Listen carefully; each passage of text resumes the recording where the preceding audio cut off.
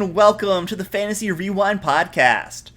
I'm your co-host, Dylan Stoll, and I'm joined as always by my friend Mike. Hey! So today, we're going to be talking about House of the Dragon, Season 2, Episode 7, which is titled... The Red Sowing. The Red Sowing. I saw that name and I was like, oh man, Red Wedding Part 2? What? Kind of, in a way. So before we get into the details of the episode here, I'm going to give out the typical reminders. If you want to get in contact with the show, you can send an email to fantasyrewindpod@gmail.com. We're also on X, which is @fantasyrewind, and on Instagram, which is @fantasyrewindpod. All right, Mike, without any further delay, let's dive into the rewind. Fantasy Rewind. So Dylan, this episode was really good. I think we also had the most screen time with dragons, maybe, in this episode. I think so, that we've had yeah. Up to this point. This or the battle episode. Yeah, that's true. But I mean, this one had so much interaction towards the end there that it's so great. So much to talk about in this episode. Kind of want to dive right in here. I mean, where to begin, right? Let's go with Damon. I think that's a great place to start. Yeah, shorter, but really good part here. Oh, yeah. So we have Damon, seems like he's giving up hope. And then, because how is he going to get these people, these river lords, to do anything they want to do? They're just like stuck in the mud.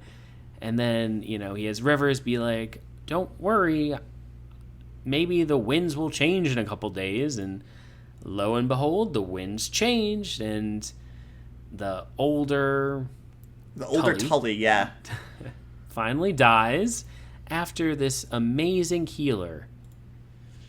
Who just so happens to be Rivers. Can't quite heal him, right? So it was fortuitous in that sense. And we have the young Tully coming to see Damon, and Damon being like, okay, now you can follow me. Your grandpa's dead. Boo-hoo. Yes. And I really loved I really loved the interaction between the young Tully and Damon, because Damon's like, oh yeah, I'm gonna like manhandle this kid, like he doesn't know what's what, he'll follow my lead, like it's gonna be all roses and everything else here. And this kid like is basically just, it almost felt like he was playing Damon a little really bit. It did. It felt like he was like taking Damon to task, like, but by tricking him into thinking he was this naive kid when really he had a great awareness of what was happening. Yeah. It was, I mean, that interaction, Damon's out there like, oh, you're just going to have to like get them to follow you and whatnot. And, he walks out and Damon's kind of like talking to them, and they're just like almost, it kind of felt like they were almost like not ignoring him, but like sort of talking around him a little bit. Yeah. Kind of like, oh, here we go again.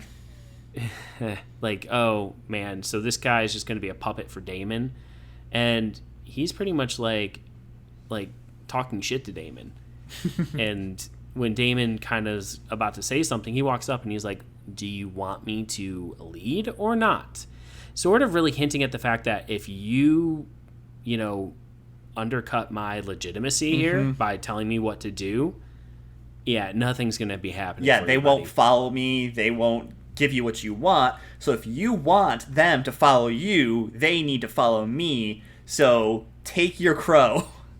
Yes, and that means we gotta eat this foot, right? Like, yeah. You gotta shut up and take it. Yeah. And he does. He pretty much kind of rectifies his past mistakes by killing House Blacken, whatever. I don't. The Lord that he's told to basically Black, do whatever. Yeah, the one he told to do whatever they want to do to get the job done type deal. Like, he has to make amends for that, and that is by killing the Lord. Even though, in my opinion, he should have been probably the one suffering at least a little bit for that. Yeah, but I mean, at the same time, he does kind of suffer for it, and you see that in this episode as well, where, like, Damon, of course, since it's an episode of Season 2 here, Damon is tripping balls at Harrenhal, and he is seeing his brother, Viserys, like holding the crown in his hand, basically telling Daemon, I never wanted this. You always did. Do you still want this? And like, because you see just the effects of having to step up and be held accountable for his own mistakes. Yeah. What that does to Daemon, and how hard that actually hits him and shows him the burden of leadership. Yeah, this kid, even though he's so much younger, is doing a better job at being a leader than Daemon. Oh, for sure. So that's kind of all I wanted to say about Daemon's storyline. Yeah, that's all there was to it. Yeah. Let's talk really quickly about Queen Alicent. Her storyline here is really just like a drop in the bucket. Yeah. She got a cut in the riot at the end of the last episode and kind of shows up, and she's not dealing too well with the fact that she got kicked off the small council, and she ends up going into the King's Woods, right? Mm-hmm. With a single guard, and just kind of hanging out there throughout the episode, just very like, okay, I guess I'm going off to pasture, right? Yeah. And I think she bids farewell to her brother in this episode. She does. She bids farewell to her brother and not Sir Criston Cole. And she kind of goes off and wanders in the woods to be in seclusion and really contemplate on who she is now that all power has been stripped away from her. Yeah, which is really interesting, just kind of her reaction to it, whereas like when they tried to rend all the power from Rhaenyra, what did she do? Yeah, she pushed back. But we don't see the resolution of what Alicent, or what's happened to Alicent here in this episode. Do we? No, we don't. I didn't think so, yeah. So I've already finished the season. Mike hasn't quite yet. And so the final two episodes are a little blurry in that respect. But yeah, so we don't know exactly how Alicent, like what the results of her little trip to the woods are yet. Yeah. Let's flip over to Rhaenyra here. Mm-hmm. So at the beginning of this episode, you have Syrax and Seasmoke and kind of staring off at each other, right? And you have Rhaenyra kind of meeting Adam, who is the new dragon rider there, and they're staring each other down. Rhaenyra seems upset, but at the same time kind of like mystified, and like Adam bends the knee and is like, hey, like I'm just a commoner. I don't know how to do it, because she's like, you bend the knee really quickly. Yeah, he gives her exactly what she wants very quickly. And so obviously she's a little suspicious. Yeah, a little suspicious. And this leads to a really interesting kind of confrontation. Like when she's like, okay, like you can come back with me. Her son kind of comes in and is like, what the heck, Mom? Because she's like, okay, we're going to open this up to all the Targaryen bastards, right? All the illegitimate children. Losing his mind over this, because he's like, what the heck? Why are you letting a commoner ride a dragon? And at first I'm sitting there like, hey dude, like you're a bastard too. But this is where I think his point is really well made. It's that, what's the difference between me and them? Yeah. Right? Yeah. I have a dragon, they have a dragon. They could claim the throne just as easily as I could then. And brings up a good point. And, I mean, he knows that his mom wasn't faithful to his father. And so, yeah, he does have every right to be upset. And obviously, too, he's like a teenager. Yeah. I think he's being a little moody with this here. Yeah. And I think that's done on purpose. But you can tell, like, it does bother him, because he's had to listen to the, oh, you're a bastard, like, name-calling his entire life, and had to, like, fight for legitimacy, and he kind of sees him having a dragon as that sign of legitimacy. So if Rhaenyra is just going to give, or I shouldn't say give, let these commoners who have Targaryen ancestry come out of the woodwork and claim a dragon too, then how is he special? How is he any different from them? And I think that this also does go back to a couple episodes ago, where they were parading Rhaenys' dead dragon through the streets, and the people were saying, oh, it's just meat. It's like the demystification of royalty that's happening right here. Yeah, yeah.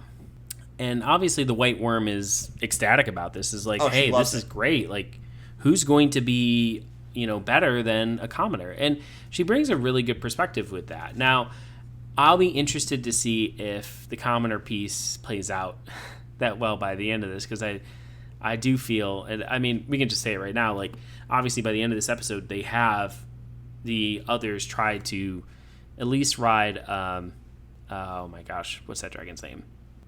But there's 2 dragons that get claimed by... Yeah. So let's talk about that really quick. We just kind of skipped ahead a little there. But in response to Rhaenyra opening this up to the commoners, she recruits all the commoners from King's Landing and Dragonstone that have like ancestry that's tied to Targaryens, all the bastards of King's Landing and Dragonstone, and say, hey, come with me. Let's see if you guys can be dragon riders.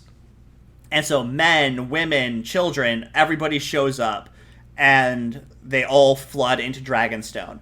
And Rhaenyra gives them a speech basically saying, this is dangerous, don't forget this. But they're all excited to be there. They all see this as their shot. Just reminds me of Hamilton. And then they get let into where the dragons are, and it starts off, well enough where one of them walks forward, tries to claim Sea Smoke, and it almost seems to work until... Oh, that's not Sea Smoke. That's not Sea Smoke? No, Sea Smoke. Oh, Sea Smoke got claimed, yeah. But it's one of the other dragons. I forget who it was, but walks up to the dragon, tries to claim it, and then it gets burnt to a crisp, and then starts raging and killing all the Targaryen bastards left and right. And Rhaenyra, smartly, barred the door, so nobody can retreat. And so these commoners are just in there, basically trapped with a raging dragon. And we have our 2 main commoners that we've been seeing throughout this season. Ulf the White and, what's his name? Something Hammer. Hugh Hammer. As the 2 Silverwing is Ulf's, right? Yes, Silverwing is with Ulf. And who's the one that Hugh gets? Vermithor? Yeah, so Vermithor, who's also a very large dragon. Mm-hmm. And we do find out, in like very quick passing in this episode too, that the sick little girl that Hugh and his wife were caring for did die. And so he kind of just sees this as his chance to give the king and queen in King's Landing the middle finger and claim a dragon for his own, because he's like, I never told you about my Targaryen heritage. But he goes on and he ends up getting a dragon. Ulf, the drunkard from the tavern, ends up getting a dragon. And those are the only 2 that emerge from there alive and victorious.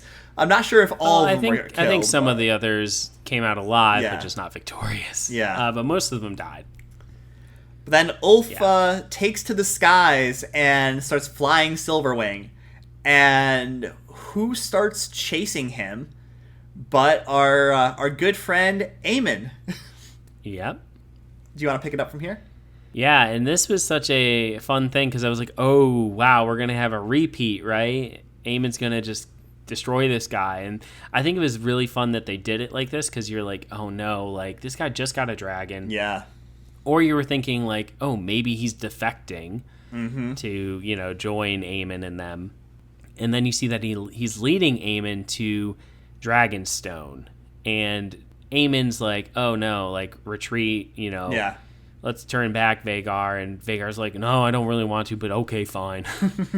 And it was clever that he did, because then it kind of zooms into Rhaenys there with all the other dragons. You mean Rhaenyra? Just waiting. Rhaenyra, sorry. Oh, R.I.P. Rhaenys. Yeah, right. But yeah, Rhaenyra's there with her dragon. Hugh Hammer is there with his dragon. Ulf is there with his dragon. And so it would have been a 3-on-1 fight for Vhagar there. And there wasn't any way they were going to let that happen. So Aemon turned around and tucked tail and ran away. Yeah. But the cat's out of the bag. He knows they have, multiple dragon riders now. Yes. So something here, though, that I do want to kind of bring up is you have Rhaenyra accepting Adam, right? Adam comes back to Dragonstone, and there's a really nice scene between Adam and Corlys. Mm-hmm. Corlys kind of walks in, is like, oh, I see you claim to dragon. You've really come up in the world and stuff. And he comes short of He never naming acknowledges Adam. him as his son. Yes, but I feel like he's like slowly building up to it because after well, maybe not him at least, but Alan, his brother, right? Because after that, he kind of like talks to Alan about how, your brother's claimed a dragon, and if you knew, and he's like, no, I'm Salton Sea, and he's like, yeah, you are, son. But he doesn't say that part. But we feel like it's building towards that at least. Yeah, for sure. I mean, I thought it was really interesting because Corlys does fall just short of acknowledging these two brothers as his illegitimate children, and we can all like kind of see something is building up here, that eventually like Corlys is going to have to acknowledge these children, and it'll be interesting to see what happens when he does. Yeah, it will be. But this is really building for this next episode because there are like parts too where they're mentioning like the Lannister army, coming, and the High Towers, like their hosts coming, and his Aemon's brother is going to be joining him, the one we haven't seen yet that supposedly had purple eyes, I think. Yeah, so this is Darian the Daring, if I remember correctly, but we haven't met him yet. No, we have not. But he does have a dragon. Yeah, yes, we do know he has a dragon because he's the other, like, he's the they third have 4 son. Dragons. Yes. Each son had a dragon, and The sister did too. Dreamfire. Yeah. Yep. So that was the 4 dragons for the Greens, and one of them's out of commission right now or dead. Who knows? My thing is, if you didn't see him die on screen or see his dead body later on, he's probably still alive. So that's just my thoughts on that. But yeah, we have kind of building towards this conflict there. So I'll be interested next episode, especially if we get resolution on Sheep Eater, whatever that one is. The dragon in the Vale. Yes, the dragon in the Vale, because we know that one sister there is going after Rhaena. That dragon, or you can infer that at least, right? So I feel like she'll probably be successful with that. So that'll be interesting to see. Yeah, but I think that's all we have for this episode here. A lot of good stuff is happening. The story is like ramping up here, and I'm excited for season 3 to get here, even though I'm gonna have to wait a while. And we're gonna be talking about the season finale here soon, so that'll be good to wrap up season 2 of House of the Dragon. Yep. All right, but that's all we got for you for this one. So this is gonna be 2 nerds signing off. See ya. See ya.